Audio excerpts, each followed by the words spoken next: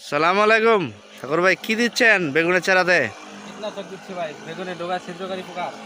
আচ্ছা আচ্ছা, না দেখতে পাচ্ছি এত অল্প বয়সেই আসলে এখন বর্তমানে পিঁপড়ায় ধরছে, পিঁপড়ায় এই পুপরাই। হ্যাঁ পিঁপড়ায় হ্যাঁ মনে করেন যে ডোগাটা খাইয়া লাইছে পিঁপড়া। হ্যাঁ হ্যাঁ হ্যাঁ হ্যাঁ, ডোগা আচ্ছা খাইলে তার গাছ হইতো না।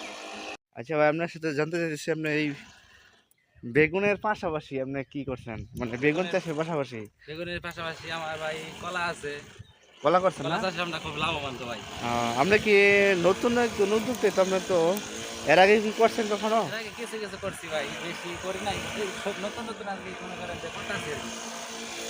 আচ্ছা আচ্ছা আচ্ছা, আমরা তো বেগুনে খুব লাভবান, এই অঞ্চলে বেগুন খুব খুব মানে লাভবান প্রসিদ্ধ, প্রসিদ্ধ। অনেক মানুষ করে, ভালো আর্নিং হয়। তো ওই মাঠ জুড়ে যা দেখতেছে সব কি বেগুনের চারা রোপণ করছে।